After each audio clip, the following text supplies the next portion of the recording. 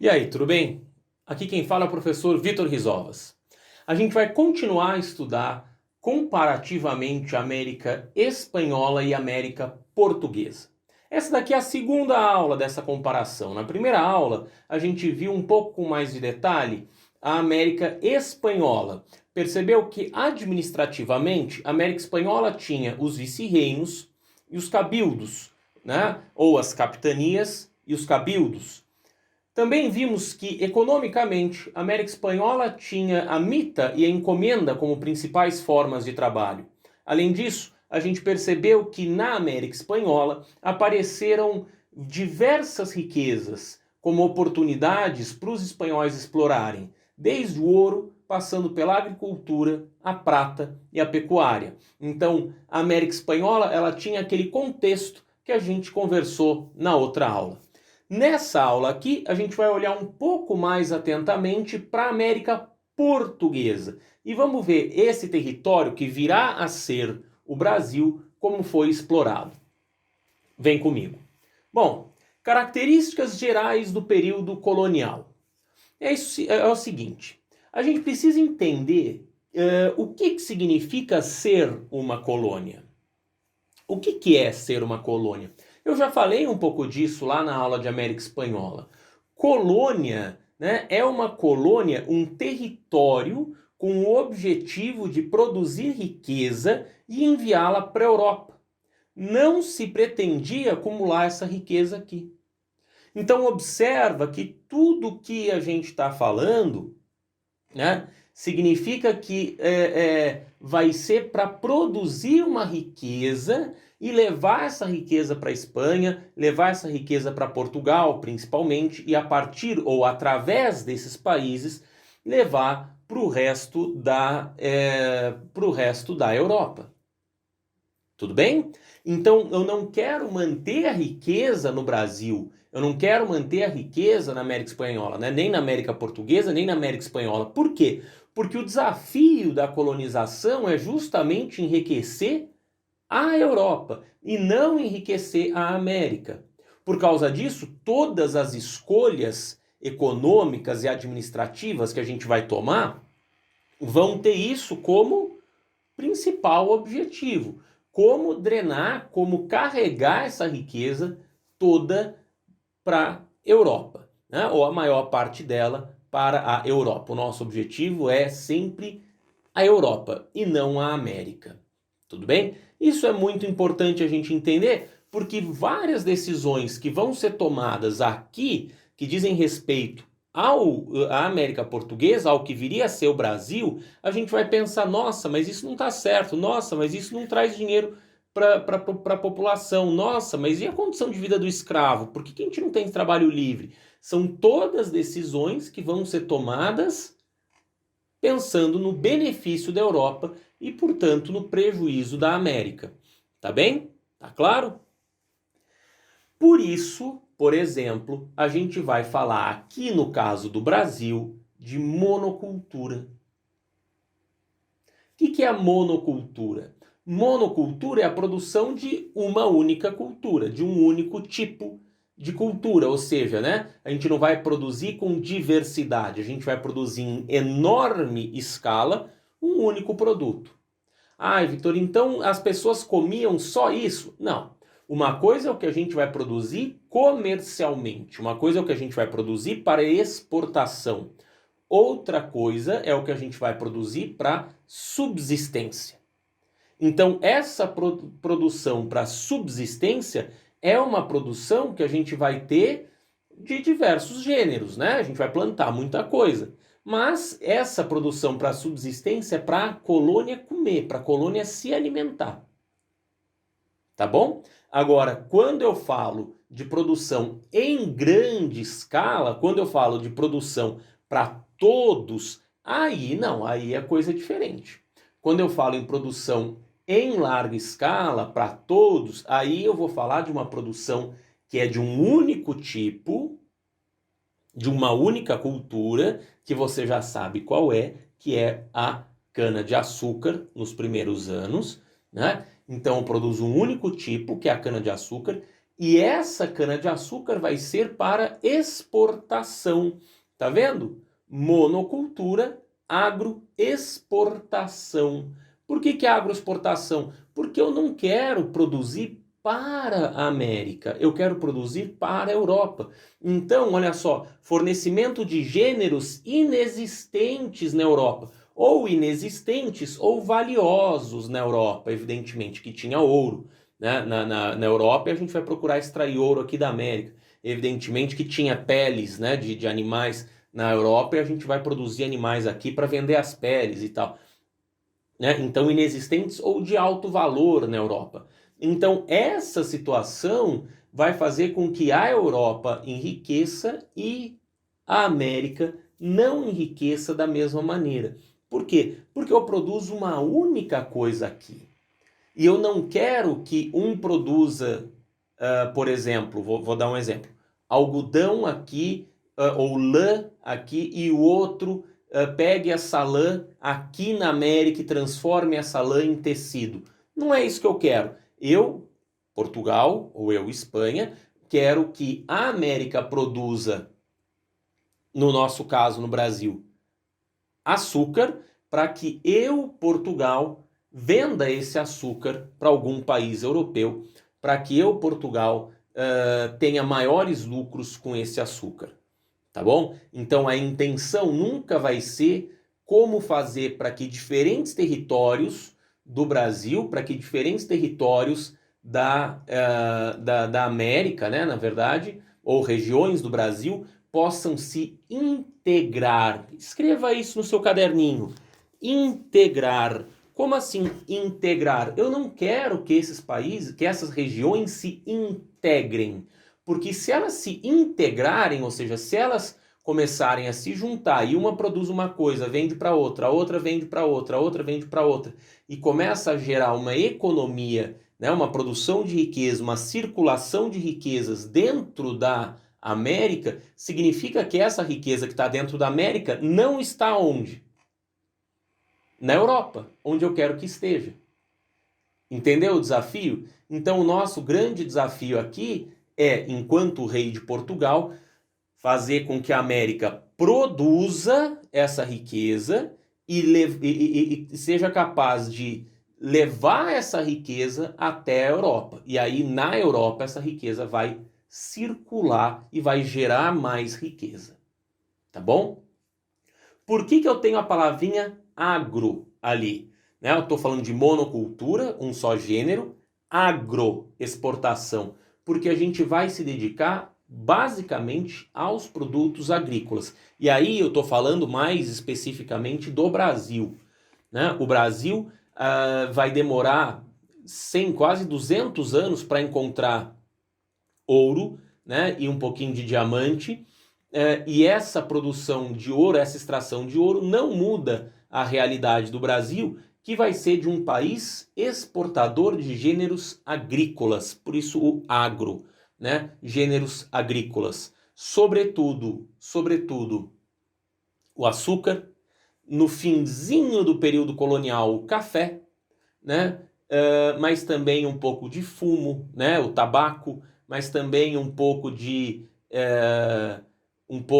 drogas do sertão, que são anis, que são guaraná, que são, né, esses gêneros, essas frutas que a gente encontra especialmente na região norte do Brasil. Também vamos no comecinho exportar bastante pau-brasil, né? Então sempre produtos que são coletados, ou seja, encontrados na natureza, que os portugueses vão simplesmente pegar e levar para Portugal, ou produtos que vão ser produzidos, né? Elementos que vão ser produzidos.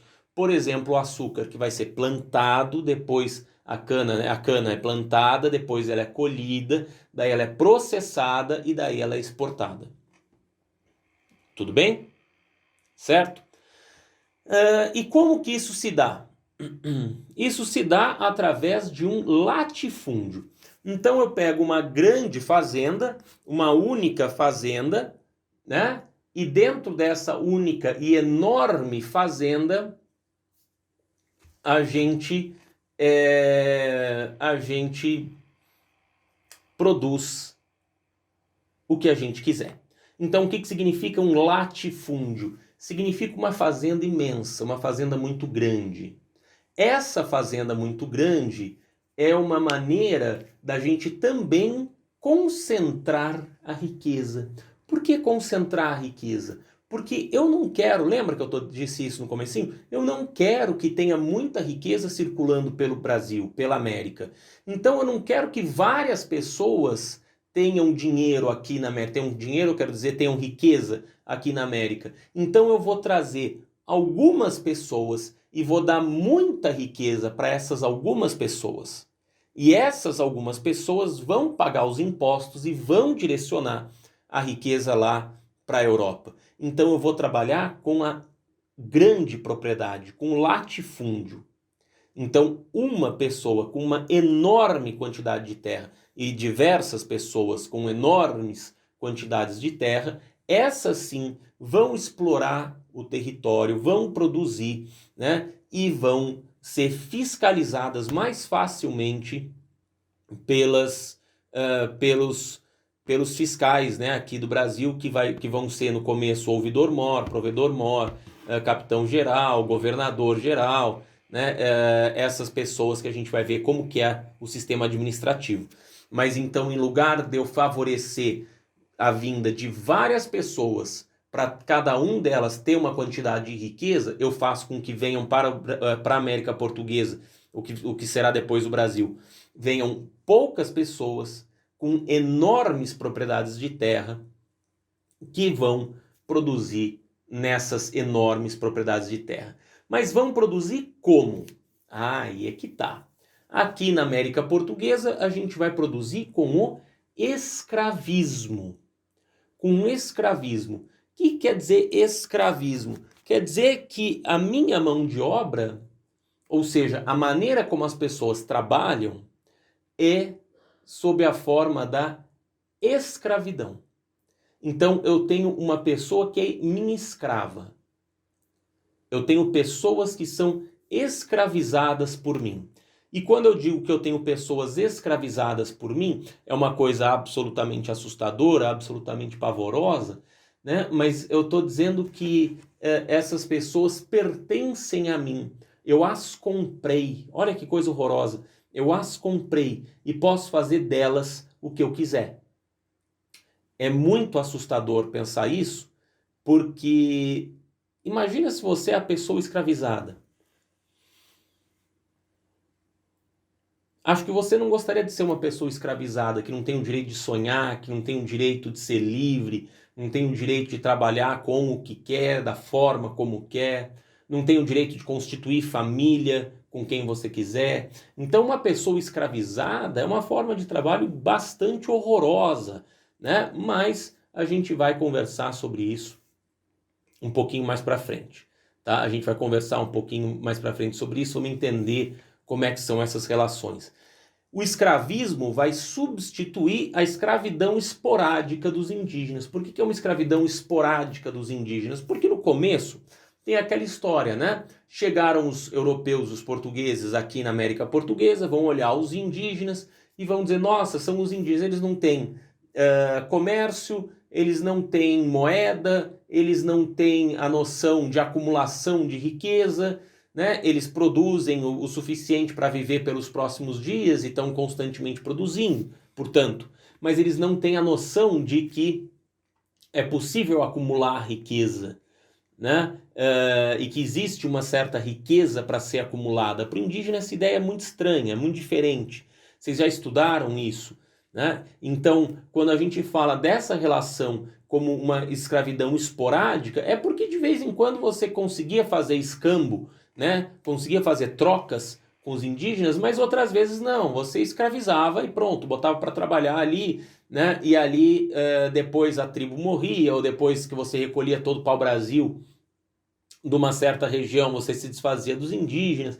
Então, essa escravidão esporádica vai ser substituída por um processo, né, que é de escravidão sistemática. Por isso o escravismo, né? Porque é sistemático. Eu tenho um sistema que começa capturando, né? Obtendo pessoas escravizadas em África, que são trazidas aqui para a América Portuguesa, que são vendidas aqui na América Portuguesa e que são postas a trabalhar aqui na América Portuguesa, tá? Então é esse sistema que a gente vai chamar de escravismo. Eu tenho toda uma economia, ou seja, toda uma produção de riqueza baseada em mãos de escravos, de pessoas escravizadas, tá? Majoritariamente, né, e preferencialmente ao longo de todo o Brasil colonial, pessoas africanas, né, os negros africanos. Tudo bem? Então vamos lá. E depois de 1580 vai aparecer o Pacto Colonial, que é essa imagem aqui. Deixa eu abrir a imagem para você, que é essa imagem aqui, que eu tenho um pacto colonial. Qual que é a ideia do pacto colonial? A ideia do pacto colonial é justamente a ideia de que eu vou produzir, né? Eu vou produzir aqui na colônia para enviar lá para a metrópole a minha produção. A produção chega na metrópole, então eu produzo aqui gêneros agrícolas, sobretudo, produtos primários, né? Levo lá para a metrópole e a metrópole envia produtos manufaturados ou produtos depois industrializados aqui para a colônia, né? Produtos manufaturados. Então eu levo produtos primários e importo produtos manufaturados. Tudo bem? Então, qual que é a ideia do pacto colonial? A colônia só pode comprar da metrópole e só pode vender para a metrópole. Ou a colônia só pode comprar com autorização da metrópole e só pode exportar com autorização da metrópole. Acho que é melhor dessa maneira. A colônia só pode importar com autorização da metrópole e só pode exportar com autorização da metrópole. Ou seja, a gente vai poder vender produtos para os holandeses, só que através de Portugal, né? E a gente depois vai poder comprar produtos dos ingleses, só que com autorização de Portugal. Então, a autorização da metrópole é fundamental para que a colônia possa fazer comércio internacional, possa importar e exportar. Isso que é comércio internacional. Tudo bem? Tá me acompanhando? Então, vamos lá. Mas essa situação dura muito tempo? Olha, dura muito tempo. Dura 322 anos. Esse período que a gente chama de período colonial, escreva aí no seu caderno, é um período que vai de 1500 a 1822, ou seja, né, da chegada dos portugueses ao Brasil até o momento da independência do Brasil. Olhando para todo esse período de 322 anos, é disso aqui que a gente vai tratar. Vai ter diferenças? Claro, vão ter momentos em que os produtos produzidos são diferentes. De acordo com as regiões do Brasil, a gente tem as suas diferenças. A gente tem momentos em que o povo que mora nessa América Portuguesa vai questionar, né, a existência desses tratados, a existência dessas coisas, a forma como isso acontece. Isso vai tudo, evidentemente, ser questionado, né? Mas olhando para o geral é esse aqui, tá? Então, as características básicas são essas daqui. Qual território nós estamos falando? Nós estamos falando desse território aqui. Tá vendo? Naquela parte que a gente tem um risco, que é o Tratado de Tordesilhas. Lembra do Tratado de Tordesilhas? Então, esse Tratado de Tordesilhas marca, né, tudo que está a leste, que fica neste mapa para a direita, né, significa território português. Tudo que está a oeste, o que nesse mapa fica à esquerda, né, é um território espanhol. Né? Então, o Tratado de Tordesilhas que divide o mundo e nessa parte, a América do Sul, entre Portugal e Espanha. Tá certo? Tudo bem? Tá, mas os portugueses chegaram aqui ao Brasil e encontraram riquezas imediatamente? Aí a gente começa a discutir uma diferença em relação à América Espanhola. Na América Espanhola, os europeus, os espanhóis, de cara encontraram ouro e prata. Não demorou muito para eles encontrarem ouro e prata. Aqui no Brasil, não encontraram ouro e prata. Lá na América Espanhola, os espanhóis encontraram povos que praticavam, tinham uma noção um pouco maior de comércio, de acumulação de riqueza. Aqui na América Portuguesa, isso não aconteceu. Então, quando houve aquele contato, né, que é um assunto de outra aula, mas quando houve aquele contato entre indígenas e portugueses, os portugueses vão olhar para os indígenas e vão dizer, gente, e aí? Como é que eu faço? Bom, não tem comércio, não tem ouro, mas tem aquela árvore ali, que é a árvore chamada pau-brasil. Qual que é a graça do pau-brasil? O pau-brasil é uma árvore que tem um interior muito avermelhado. Ela é uma árvore que solta uma tinta muito avermelhada, cor de brasa, por isso Brasil, né? Ou Bercil, né? Em italiano, ou Brésil em francês. Né? Então, essa árvore era uma árvore muito valiosa por conta dessa cor que ela tinha, que ela soltava, ela permitia tingir tecidos, né, com essa tinta avermelhada. Então, o que nós vamos fazer? Nós vamos explorar esse pau-brasil. Mas mesmo essa exploração do pau-brasil não vai ser tão intensa como poderia ser. Porque num primeiro momento, a nossa intenção não é tanto ocupar o Brasil. Quando Portugal chega ao Brasil, né, encontra o Brasil ou descobre o Brasil, ele estava muito envolvido com o comércio lá nas Índias. Lembra que foi justamente numa viagem, né, para tentar chegar às Índias que foram avistando as terras aqui na América do Sul, que foram, né, que permitiu esse interesse pela navegação às Índias, foi justamente o que permitiu a descoberta da América. Então, por conta disso, como o comércio lá nas Índias trazia muita riqueza para Portugal, Portugal não se preocupou muito em fazer uma exploração muito eficiente, muito efetiva do pau-brasil. Então a coisa funcionava, mas funcionava meio mais ou menos.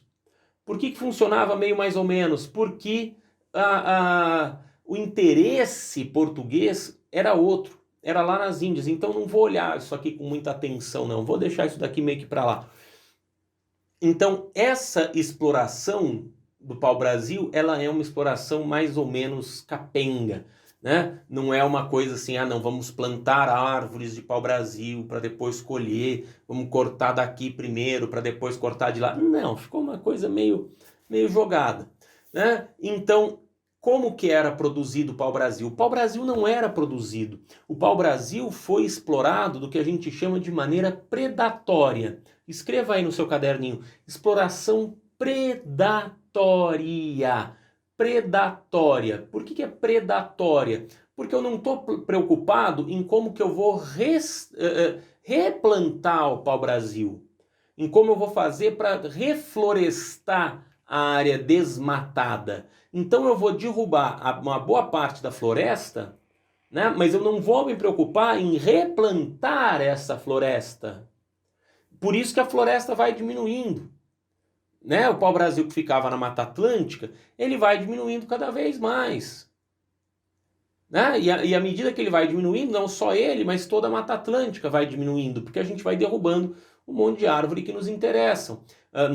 Interessa os portugueses. Então, essa exploração é uma exploração predatória, porque ela destrói, ela depreda, né? Ela preda o ambiente, uma exploração predatória. Nós vamos extrair pau-brasil, mas nós não vamos replantar pau-brasil, não vamos fazer uma fazenda de pau-brasil, por exemplo, tá bom? Então, por isso uma exploração predatória. E como que se dá, né?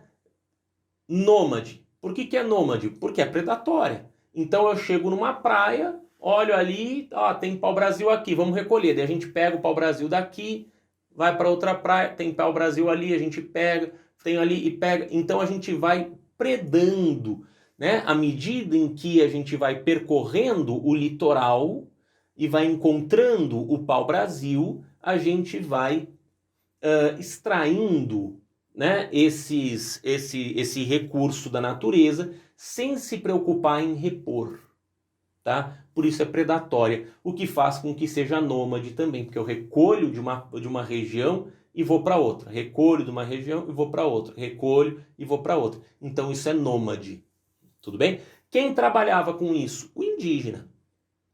E nesse momento, o indígena trabalha com isso e de uma maneira que é bastante interessante, inclusive para o indígena.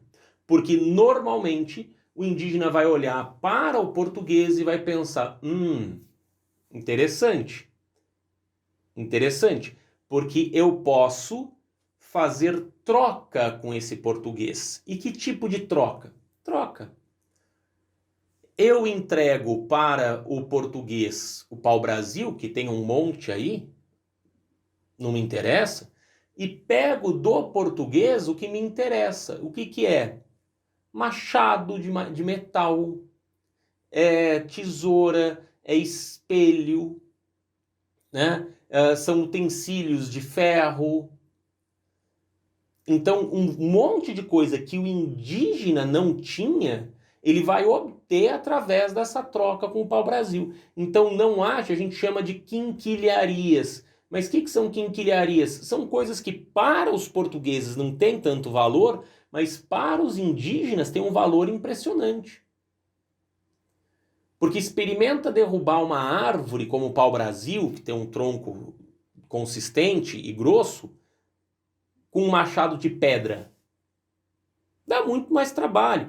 Então, quando o indígena tem acesso a um machado de metal, só que esse mesmo machado de metal o indígena vai poder usar contra uma tribo inimiga no momento da guerra.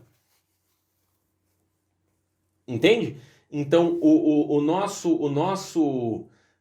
a nossa troca aqui, o nosso escambo, né? Essa troca, tá vendo? Escambo com os índios. Esse escambo, essa troca, né, de mercadorias por trabalho e mercadoria é algo muito vantajoso para os dois.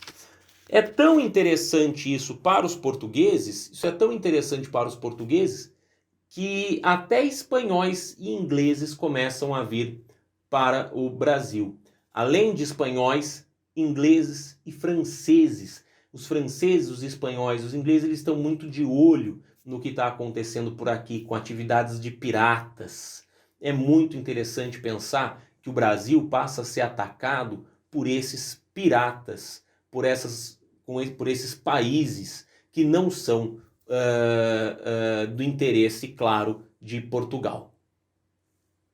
E por que não é do interesse de Portugal? Porque Portugal queria essas riquezas só para ele, somente para si. Então o interesse de Portugal era manter esses países afastados. Para isso, Portugal precisou desenvolver as chamadas expedições guarda-costas. Que são as expedições guarda-costas? São justamente barcos, são expedições, né, feitas de barcos que vão fiscalizar o litoral brasileiro.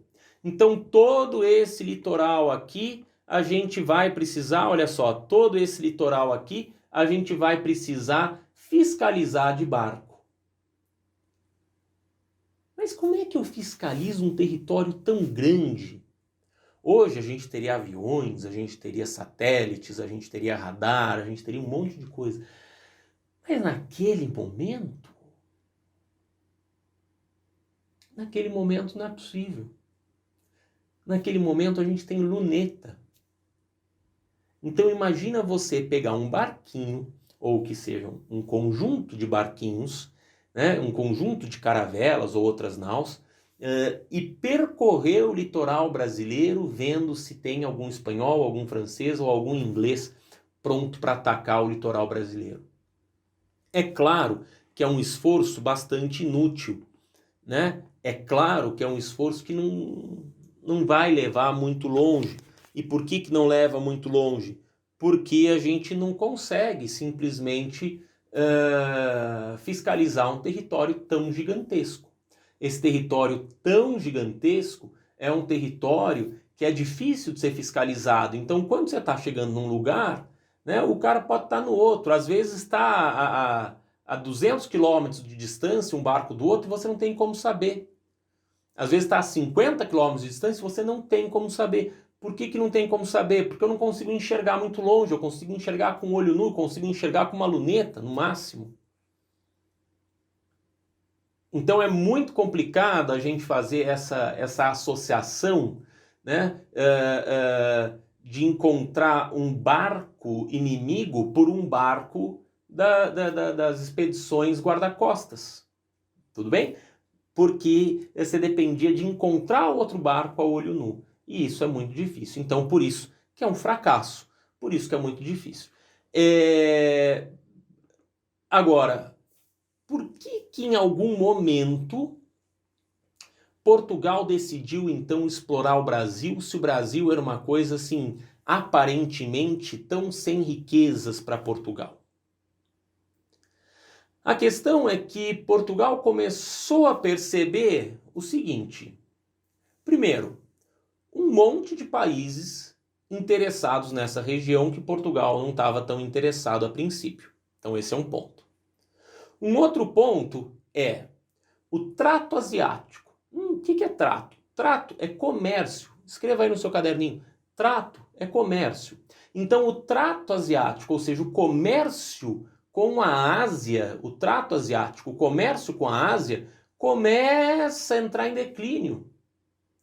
Então os portugueses que antes faziam um comércio muito vantajoso, muito rentável com a Ásia, começam agora a não ter mais tanto dinheiro. Começam a perceber que esse comércio já não é mais tão rentável. E como esse comércio não é mais tão rentável, a situação fica pior. A situação fica pior. Então os portugueses dizem o seguinte, já sei, eu vou precisar então explorar o Brasil. Aquela região lá que eu não dou muita bola, eu vou ter que começar a me importar. Uma outra questão que faz com que Portugal se preocupe é o fato de que a Espanha está encontrando ouro e prata. Então a Espanha já encontrou ouro e prata em diversas regiões da América Espanhola. Então a Espanha com ouro e prata aparecendo, a Espanha começa a dizer, não, nossa, realmente eu acho que pode ser, o Portugal começa a dizer, eu acho que realmente pode ser que a gente tenha ouro aqui. Porque se a Espanha está encontrando ouro, pode ser que a gente aqui na América Portuguesa também encontre. Então vale a pena explorar, porque tem ouro perto. Então aqui também pode ter. Tudo bem? E por fim, um outro fator que vai fazer com que os portugueses decidam explorar o Brasil é o seguinte, ou a América Portuguesa, é o seguinte. Os portugueses estavam explorando a África. E aí eles começam a perceber que se eles tratarem Brasil e África como um único bloco, eles podem fazer ainda mais riqueza. Então eles vão juntar Brasil e África. Como? Vamos levar produtos do Brasil para a África, como tabaco, como pinga, como até algodão, vamos levar para a África, e vamos trazer da África para a América pessoas escravizadas. Então começa a haver uma complementariedade, ou seja, nós vamos complementar a economia africana com a economia americana, né? Da América Portuguesa, ou seja, do Brasil. Então é impossível a gente pensar numa exploração do Brasil sem pensar na África. É impossível a gente pensar na África sem pensar na exploração do Brasil. Existe essa intenção de complementar as duas economias. A gente manda riquezas para lá, eles mandam riquezas para cá. Mas, Vitor, o interesse não é fazer riqueza para Portugal? Sim, e essa que é a graça. A gente manda através de Portugal. Então é sempre um comerciante português que vai fazer esse comércio. Não precisa sair daqui para Portugal e ir para a África. Pode sair daqui e ir direto para a África, mas é sempre um comerciante português. Entendeu? É sempre um comerciante português, é sempre um barquinho português que faz esse comércio, que faz essa travessia, tá? Perceba como a gente tem várias diferenças em relação à maneira como a Espanha tratava, porque a Espanha não tem a África, a Espanha não teve o risco das invasões estrangeiras, né? A Espanha logo de cara encontrou riqueza mais significativa, né? Encontrou ouro, encontrou prata, né? Na América Portuguesa nada disso. A Espanha nunca teve comércio na Ásia para poder contar com o comércio na Ásia, então a Espanha já olhou para a América Espanhola e falou, vamos ter que explorar, vamos ter que fazer recurso. Agora, como é que é a questão do trabalho? A questão do trabalho é também com indígenas e também com negros. A questão do trabalho, né, os indígenas são mais utilizados até 1560, quando a Igreja Católica proíbe de usar os indígenas como escravos aqui na América Portuguesa. Os índios também foram morrendo por doenças e pelas chamadas guerras justas. O que seriam as chamadas guerras justas? São guerras em que os indígenas se recusam a serem escravos, ou em que os indígenas se recusam a serem súditos do rei de Portugal. E aí, como o indígena se recusou, ele pode ser alvo de guerra.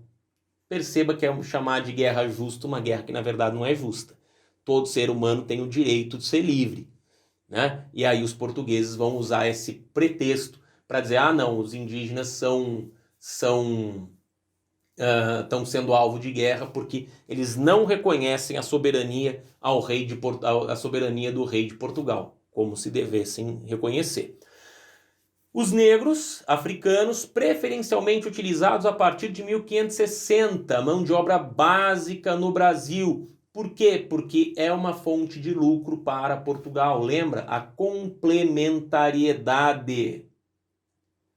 Né? Olha só, troca de açúcar por escravos em Luanda e tecidos do Níger e Senegâmbia, né? Se complementa, então a gente vai complementar. Também aumenta a dependência das colônias em relação à metrópole, né? Então isso faz com que sempre que alguém precise de mão de obra aqui no Brasil, tem que comprar de fora.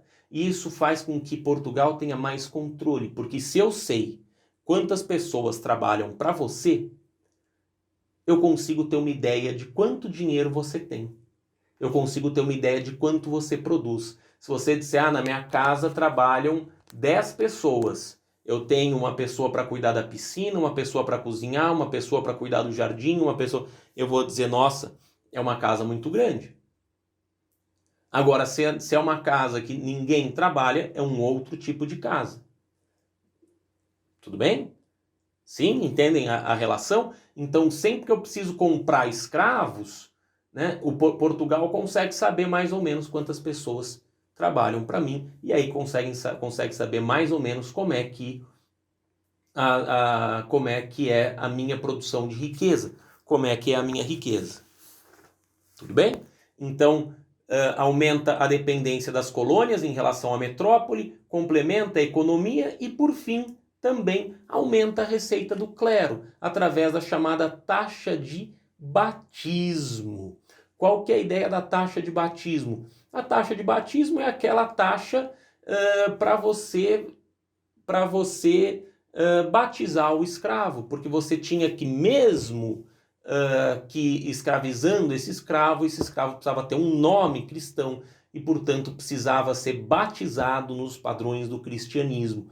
Isso significa que você paga uma taxa, isso ajuda o clero, ajuda a sustentar o clero aqui na América colonial, e isso ajuda, portanto, a Portugal, né, a metrópole, a estabelecer aquela relação de parceria com o clero, né, no domínio da América Portuguesa. A gente sabe que a presença do clero na América Portuguesa ela é fundamental e ela se faz muito importante. Tudo bem? Então, essa aula termina aqui, mas a gente ainda precisa discutir diversos elementos da América de colonização portuguesa, o que a gente vai vir a chamar de Brasil. Abraço, até mais.